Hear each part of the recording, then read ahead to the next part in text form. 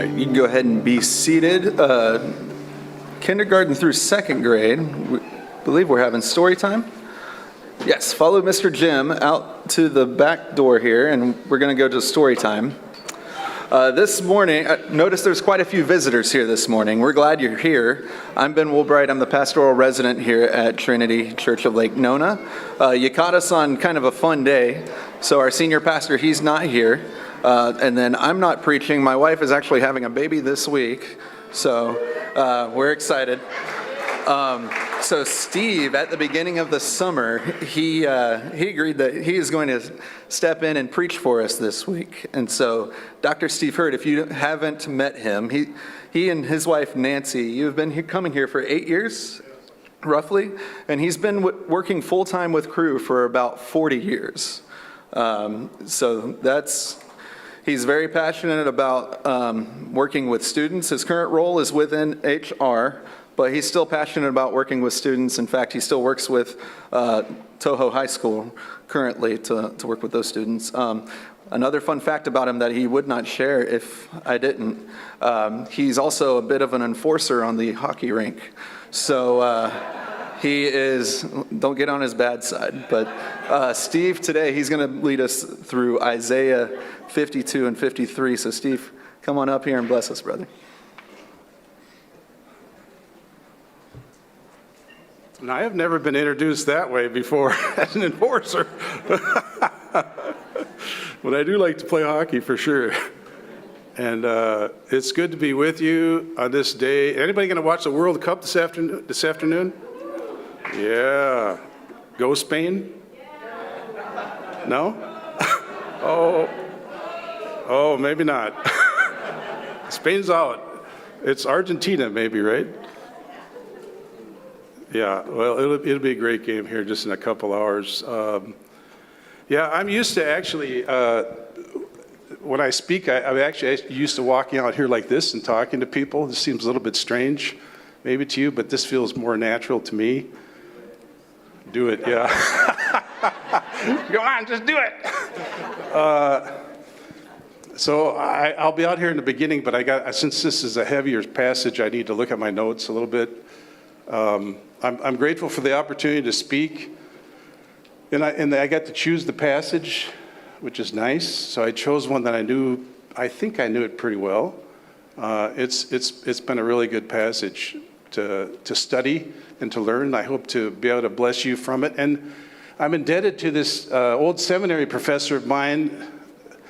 He's old, I guess now, Dr. Paul Ferris. When I went to seminary, and he taught this class on Isaiah. And we were in the class, and the very passage that I'm going to be speaking about was what we had to do our final paper for. And so I got introduced to the passage, and it was so rich. It's just fed me for the past 25 years. It's been amazing. And I'm so grateful to him for that. But at the same time, when we come to this passage, I feel kind of a little bit scared. Woefully inadequate would be the word, because it's such a deep, rich passage. And I don't feel like I can really do it any justice, because I've been meditating upon this thing for years, and there's so much in there. And when I started to study it, I realized that, oh my gosh, there's all these commentaries out there about this. There's all this scholarly work. You could study for the rest of your life on this passage, and you'd never really be able to read everything that they wrote. So it feels I'm a little bit timid to speak about it. But at the same time, I know that God will use it, because it's one, and so I hope to feed you from it as we look into it. So with that, I guess Joe prayed already, so I'm just gonna dive in and talk about it. I can remember the first time that I saw somebody with a look like this in their eyes. I was brand new staff person, went to Boulder, Colorado, and I'm sitting in this church with hundreds of people, and there's this pastor that's standing up there, and it's his last time to preach. And he's got this look in his eyes. this incredible look of concern, of care, because he's been at this church for all these years. And I'm standing up there thinking like, wow, this is amazing. Like, I got to get to know this guy. I got to spend time with this guy. So he finished his sermon, and it was First Pres Church in Boulder. If any of you have been to First Presbyterian Church there, it's an incredible church. And afterward, I waited like a couple weeks, and I called him because I knew him. And I said, hey, Bob, I wonder if you could mentor me. Okay, I'm a brand new Christian worker, and I really want someone older and wiser, and could you mentor me? He goes, well, and he politely declined my offer, wisely, but he pointed me to another guy in the church, who became my mentor, Doug Gerard. Grateful for him. And I just, there's some moments in life where you just like to just press rewind and go back and just watch those moments, because you just want to see him again. Like, you want to relive him. And that was one. I just want to see his eyes again. It was incredible. It was amazing. And just fast forward a little bit to 2013. My wife and I are in this church, and it's a pastor, and it's his last sermon too. And when I say his name, a lot of you might know who he is. And we're sitting there listening to it. I don't even remember what he said. It was Easter. But this man's influence upon me was profound. Profound. Because, and I never really had a chance to go up and tell him. I never could go up there and meet him, because there were 3 services, and he was always traveling between the services. So he would come and speak on our North Campus, and then he would get in the car and he would go to downtown campus, and then he would go to the South Campus and preach. And there was just a lot of people there. There were 1,600 people that went to, it was a big church, that went to the North Campus where I was. But I wanted to tell him that his books have just profoundly influenced my life, particularly one that I think was the most influential. It's called The Pleasures of God, because it changed the way that I looked at God, the way that I saw him, the way that I experienced him. And the man I'm speaking of is Dr. John Piper. Incredible servant of God. And do you know that John Piper, this is amazing, I didn't know this about him. In 2018, he was named one of the 12 most influential, 12 most effective preachers in English by Baylor University. Isn't that amazing? The 12 most influential preachers. And I want to ask the question this morning, what was it that motivated these faithful shepherds to sacrifice themselves by caring so well about their flocks? And John MacArthur's another guy, right? You can look at John MacArthur. You can go on YouTube and look at him if you haven't never heard of him before.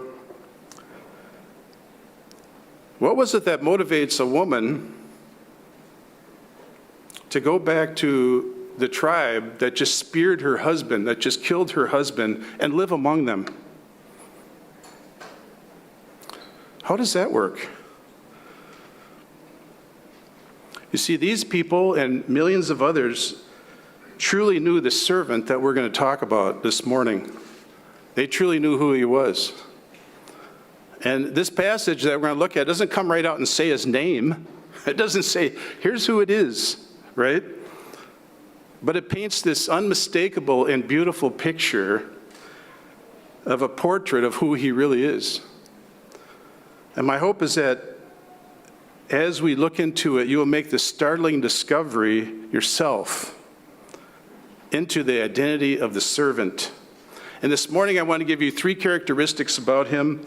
And if you truly understand these 3 characteristics, then your life is going to truly change. And if you stay with me, where are you going to go? But if you stay with me, I got a little challenge for you at the end, right? A little challenge.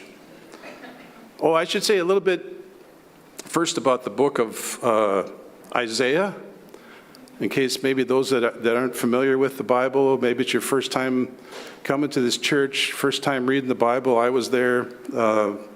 We've all been there.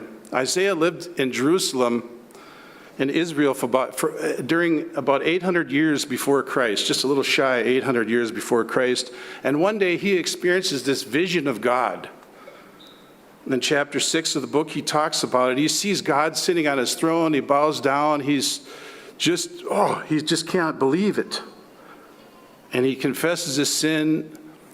And God says, who am I going to send for us? And Isaiah says, here I am, send me. I'll do whatever you want, God. And God tells him to become a spokesman, to speak his words to the kings and the leaders of the nations. And Isaiah says, okay, I'll do that, but how long? How long, O Lord? And God says, until the cities lie ruined and without inhabitant, until the houses are left unoccupied and the land is desolate and ravaged. Sounds like a great ministry, huh?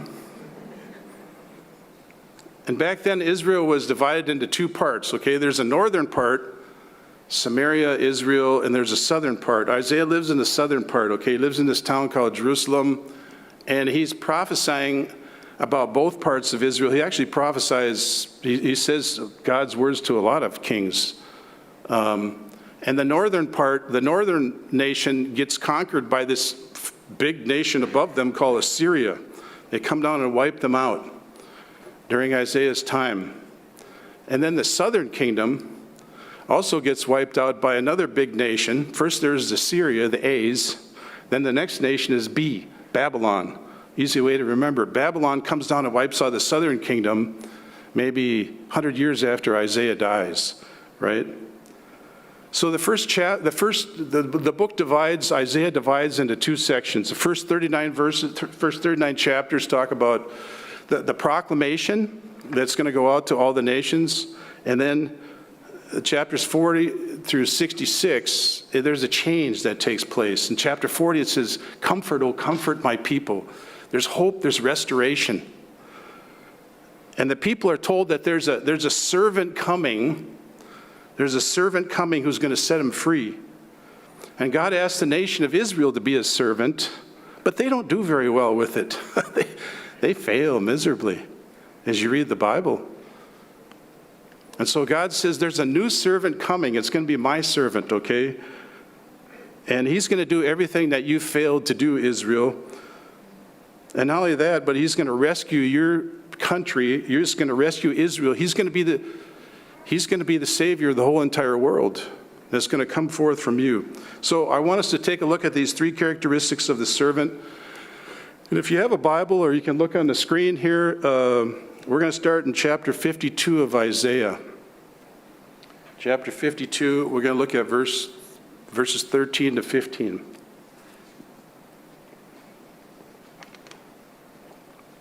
And I'm reading out of the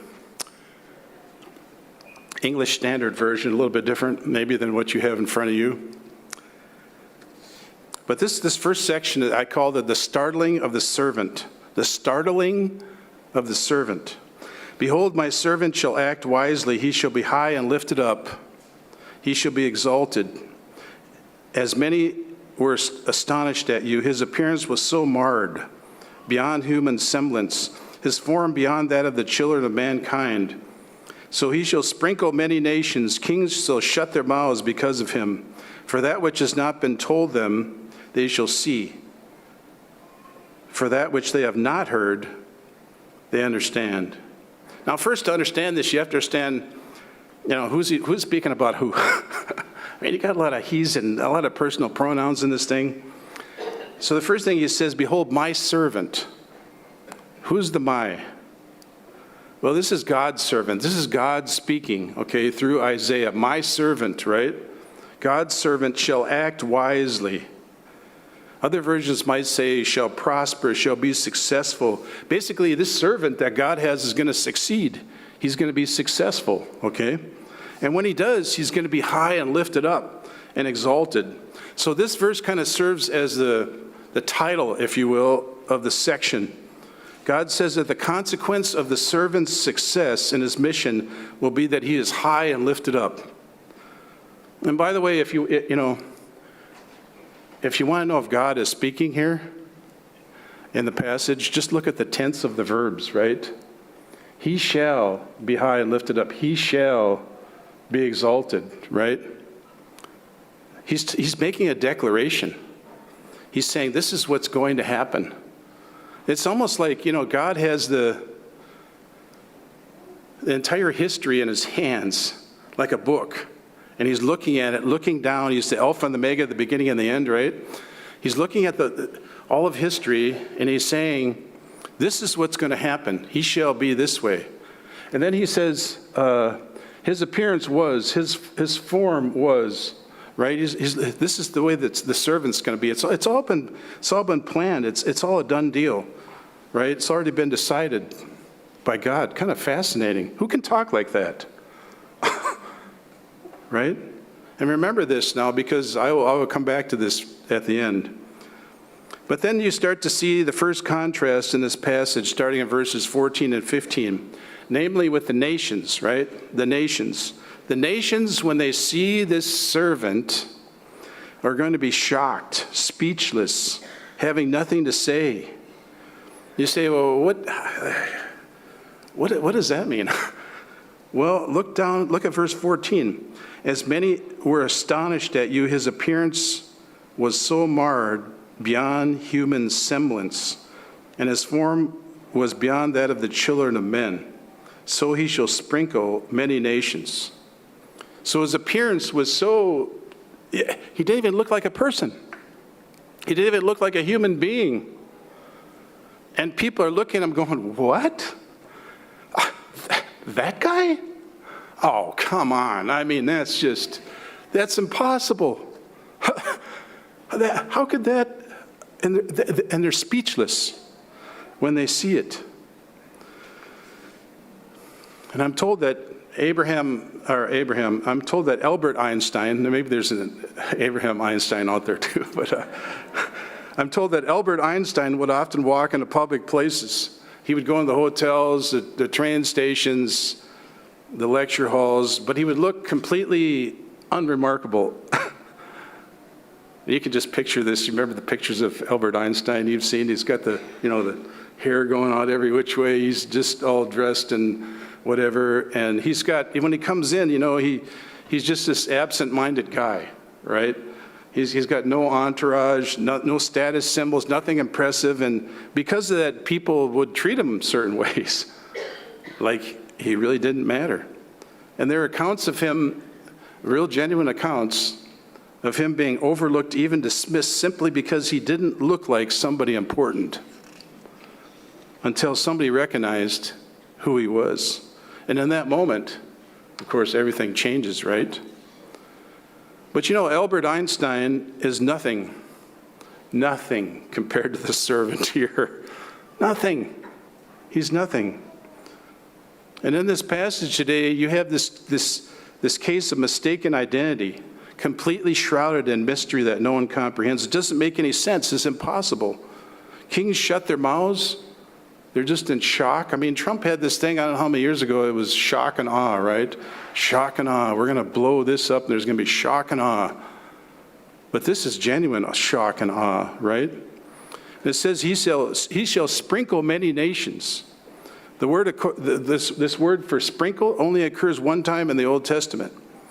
And scholars are divided whether it should be sprinkle or startle. I like startle, because he shall startle the nations. They're going to be blown away by who he is. That's impossible. What? That's the way they're going to feel. People are going to be standing just blown away. And one of the commentaries that I read said the nations will be just as surprised at the greatness of the end as they were at the smallness of the beginning. I mean, how could that guy ever get to be, how does that work?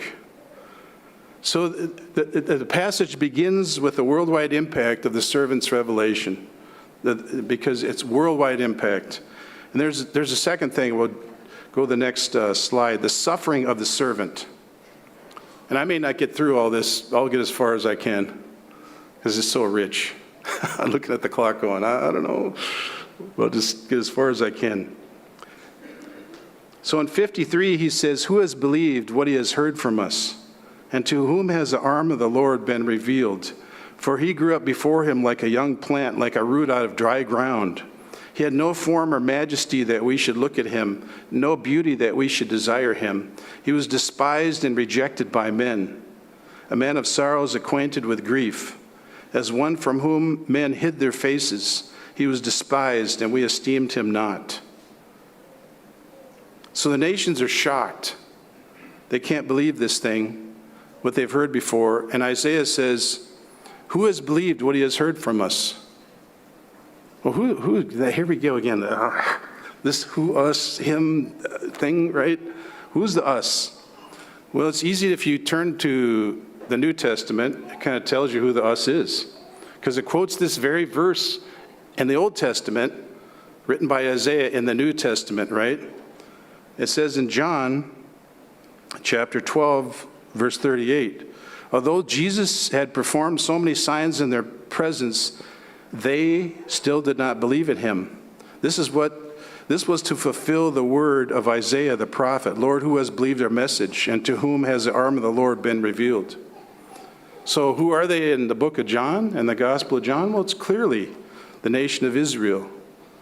The nation of Israel. So the verse should maybe be read as, who believed that was what was revealed to us? Like Isaiah saying to his own people, who believed what was really revealed to us? And there's another clue about the identity of the servant. Who has believed what he has heard from us? And to whom has the arm been revealed? You see, if you want to know the identity of the servant, you got to believe. That's where it starts. You got to believe. It's really that simple. But people don't believe. It's really hard to believe. The nation of Israel doesn't believe. Most of them. There's some that do, yes, Messianic Jews. But there are a lot that don't, because they think in this passage that the servant they're talking about is the nation of Israel. That's what they think, right? And if you go outside the church and you start talking about the servant, people are going to be like, what are you talking about? I just don't get it, right? So let's look at verse 2. He grew up before him like a young plant, like a root out of dry ground. So Jesus grows up before God as a little tiny, something sticking out of the ground that you get with your weed whacker, right? You could just clip it off. He had no form or majesty that we should look at him, and no beauty that we should desire him. And you might be thinking, well, was Jesus ugly? Was he ugly? I don't know. The real issue wasn't whether he was good looking or not, but whether there was nothing to attract us to him, right? He was nothing desirable about him. You don't walk by and go, whoa, oh my gosh, that is him. That's got to be him, right? You walk by and you look at him and you go, that's just an average Joe Blow, right? John Doe. That's just an average Jose Rodriguez, Maria Rivera. That's just an average Johnson. See, where I come from, it's all about the Johnsons, okay? I come from the Northland. It's like Anderson, Johnson, Olsen, Svensson, Carlson, right? I think I got my yearbook and I looked this up because this is just amazing. The numbers, I had 21 Johnsons in my graduating class. Like maybe 3 Scott Johnsons, 2 Todd Johnsons. I looked in the back of the yearbook and there's like, I think there were 35 Johnsons in grades 10 to 12. 35 Johnsons, go figure. So how did we know them apart? Well, we just say, well, that's the basketball player, right? That's the guy with the curly hair. That's how you can figure him out, right? But Jesus was just an ordinary guy. He wouldn't have drawn any attention, and he was also despised in verse 3. He was despised. Now, we think of despised as being, oh, that's just hatred, contempt, right? It has this heavy emotion being behind it. But the Hebrew word lacks the strength of emotion. And one of the commentaries says, It means to consider something or something to be worthless, unworthy of attention. The servant shall suffer a conscious and deliberate rejection as much as a hasty dismissal. People don't see him as having any significance at all. Oh, you just go and do your religious thing. You just preach, you get into all that stuff, right? It doesn't really matter to them, right? And he's a man of sorrows. So not only does he considered unworthy, but he's full of his own problems. He's one from whom men hid their faces. We don't even look at him because maybe he's ill or something. You want to know how to experience that, by the way? You just take a wheelchair to Disney. You take a wheelchair to Disney. I'm pushing my mom, who's here, by the way, right here. I'm pushing my mom around at Epcot or wherever I'm going in the wheelchair, and then we take a break, and I sit in the wheelchair, and guess what happens? Nobody looks at me. People don't even, they come walking by, and I'm sitting down here, I'm looking directly at them, and they just walk by and they just go like this. They don't even look at me. It's like I'm invisible in a wheelchair, right? This is how people are looking at Jesus, right? He's just invisible. So the servant doesn't fit the stereotype. He's met with shock and astonishment, dismissal, avoidance. What a miserable life, really, right? But look at this next passage, verses 3 to 6. Surely he has borne our griefs, carried our sorrows, yet we esteemed him stricken, smitten by God, and afflicted. But he was pierced for our transgressions. He was crushed for our iniquities. Upon him was the chastisement that brought peace, and with his wounds we are healed. All of us like sheep have gone astray.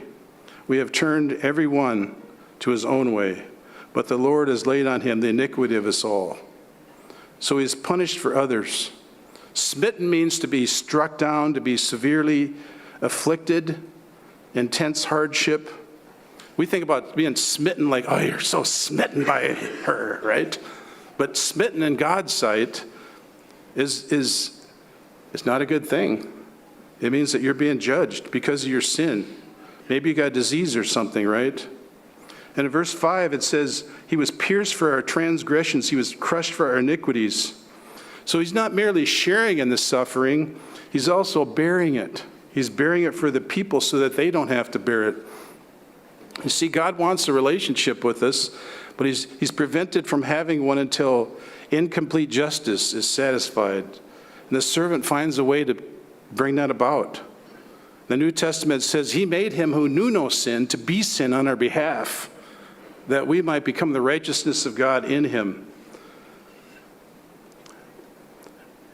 And all of us, in verse 6, have gone astray. Every one of us. The whole human race has gone astray. Paul says in Romans, there's none righteous. There's not even one. And then in verses 7 through 9, we see the servant is unjustly punished. He was oppressed, he was afflicted, yet he opened not his mouth. Like a lamb that is led to slaughter, like a sheep that is before its shears is silent, so he opened not his mouth. By oppression and judgment he was taken away. As for his generation, who considered that he was cut off from the land of the living, stricken for the transgression of my people? And they made his grave with the wicked, with a rich man in his death, although he had done no violence, and there was no deceit in his mouth. This section talks about the servant's submissiveness, his innocence, his injustice. He did not open his mouth. You ever wonder why he didn't open his mouth? Well, I mean, he had every right to do it.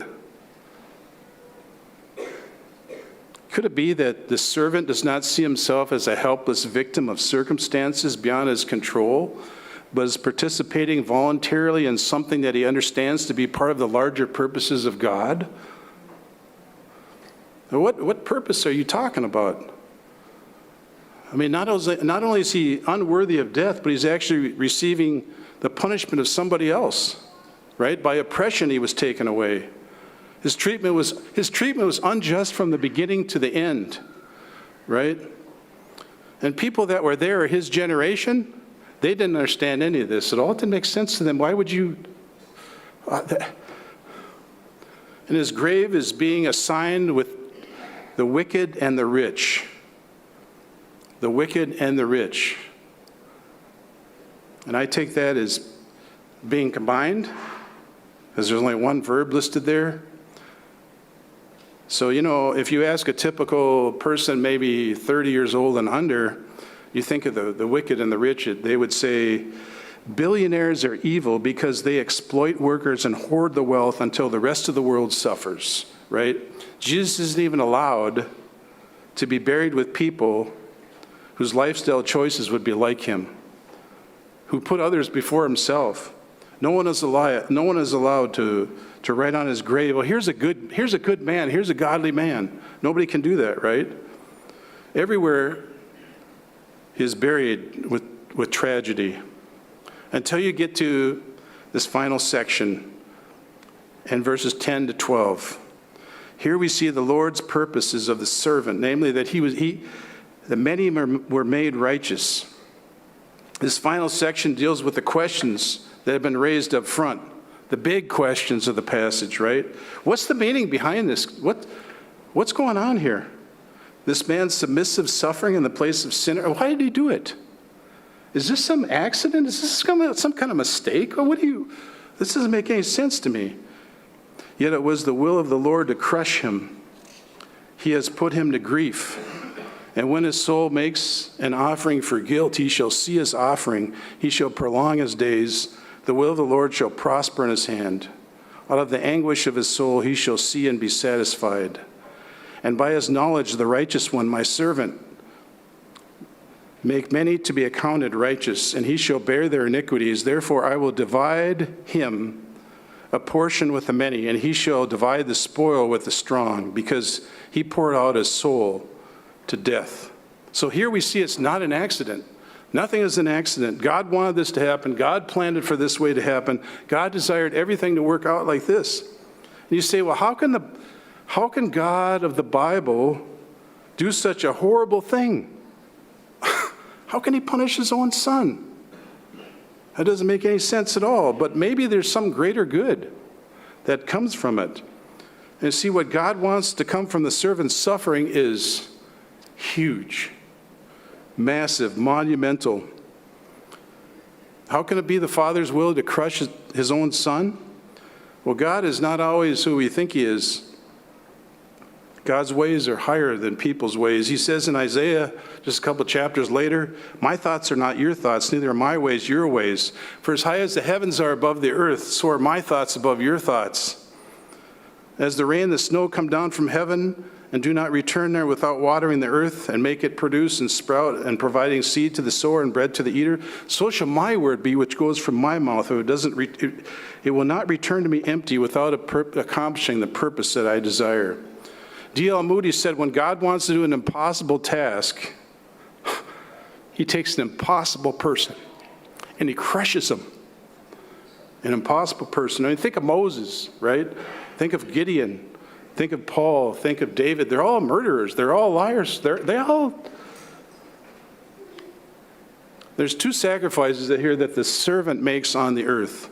He makes a sacrifice of not having any kids and not living a long life, right? And he gets them all back. He gets them all back. He shall have many descendants, it says, right? Many descendants, and he shall live a long life. He gets it back. It reminds me of what God told Abram in Genesis chapter 12. Your descendants will be as numerous as the stars in heaven. They're not talking about biological kids. They're talking about spiritual ones, right? The spiritual ones. The best example I can think of is my friend Ellis, who works with Crew. And, all of you who work with Crew know exactly who I'm talking about. He lost his 17-year-old daughter not too far from here. I don't know how many years ago, it was a number of years ago. He didn't have any other kids. That was his only daughter. But he has stood in front of all of our staff with Crew and trained them on how to raise their financial support. He has stood in front of 12,000, maybe, I don't know, maybe higher than 12,000. He has all kinds of descendants. I was one of them. I'm one of them. And we've gone all over the world. And crew, people have been all over the world because of Ellis. You know, a lot of us have to make sacrifices even just to come to live in Orlando. I mean, Nancy and I never wanted to move to Orlando. Why would you want to do that? It's just too hot. I'm from the north, right?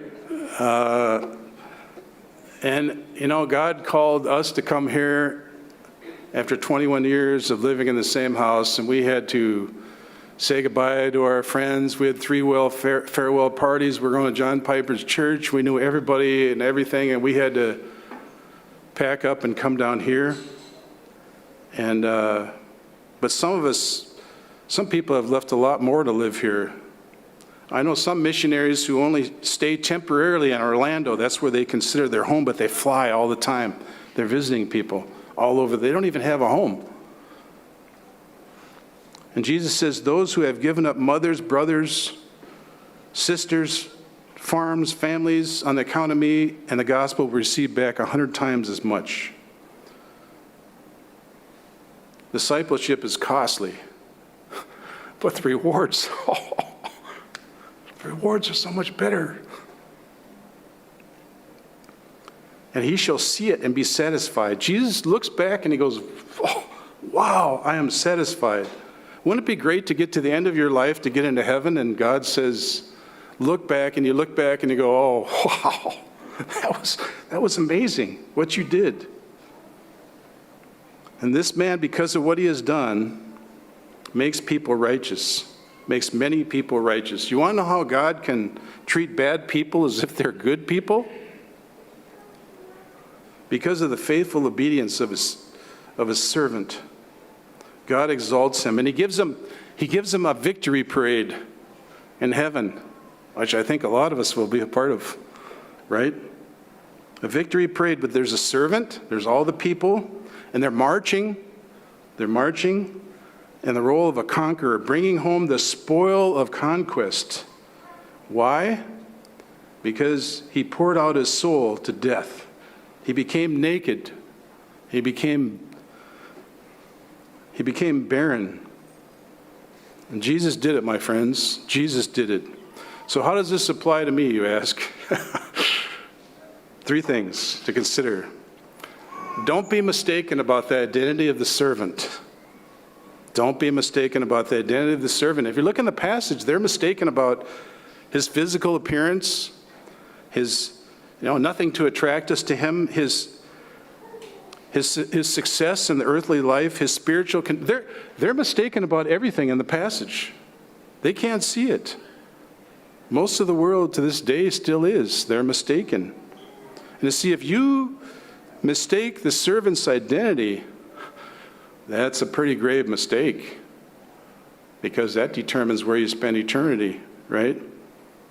But if you understand who the servant is, that's what the Bible calls believing. Believing, right? And believing is a process. It's not, it takes time to believe. But there comes one moment in your life where you say, this is what I believe. This is what I want for my life. And in that moment, you change kingdoms. You get born again. Christ comes into your life. You receive eternal life, and your whole life starts to change. So I want to ask you this morning, do you really believe? Do you really genuinely believe? The Bible says, he who has the Son has the life. He who is not of the Son of God does not have the life. You either have the Son or you don't. It's black and white. There's only one mediator between God and the person of Jesus Christ. And it's so easy to believe. You can say right now, I believe, I want this for my life. And God, the servant will come to you. Jesus will come into your life. It's really that easy. It's so simple. And there's a second thing here I'd like to say, and that is get a new definition of success. Get a new definition of success. I'm speaking to myself on this one also. Behold, the first verse we looked at, my servant will act wisely. He will deal prudently. He will prosper. He will be successful. My servant is going to be successful. And this is the same kind of success that David experienced before Saul when he was in his service. But you know, real success is quite different, right? Real success is achieving God's purpose for your life. We think real success is, I made it. I live in Laureate Park. I got three letters behind my name, right? I get to drive whatever car. I can drive my Mercedes, my Tesla. I can drive my Lamborghini down Narcoossee Road. Of course, I don't know if you want to drive on Narcoossee. Okay. Right? But we think that's what real success is, but real success is accomplishing God's will with your life. That's what real success is. Whatever God has planned for your life, that's real success. Now, that might include getting 3 things behind your name. It might include living in Laureate Park. There's nothing wrong with those things. But it wasn't that way for the servant. For the servant, he had to suffer in his life. That was what God's purpose was for his life. So you want to know what real success is? You can be an incredibly successful in the world and be a complete failure in God's eyes. Right? You can. But if you want real success, it comes through submitting to God's purpose for your life. And lastly, my challenge. My challenge. My challenge is for each of you to take 1 month and to study this passage, to read this passage in your devotional time and your quiet time. However you do it, even if it's only for like 5 minutes, just think about it. Just think about the passage for 1 month and just say, God, come and speak to me. Show me about the servant. Let me understand the servant. Sound good? Good. Well, as we come into communion, I'll just encourage you to take a moment and examine your heart. You don't want to do this hastily, speedily, and bring judgment on yourself. If you don't want to do communion, that's totally fine. The way we do communion here at Trinity is we have 4 stations. In the back, right back there, is the gluten-free option. You just kind of come up and you take the communion, and you can go back to your seat and eat it and drink it and think about what Christ has done for you. So let me pray, and then we'll have our servers come.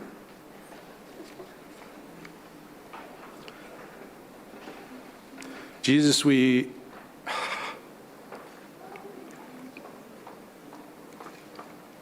thank you and praise you. It's only a short time before we will see you. Every tongue will confess that Jesus Christ is Lord, to the glory of God the Father. So today we acknowledge you, we worship you, we praise you, and we give our lives to you. Amen.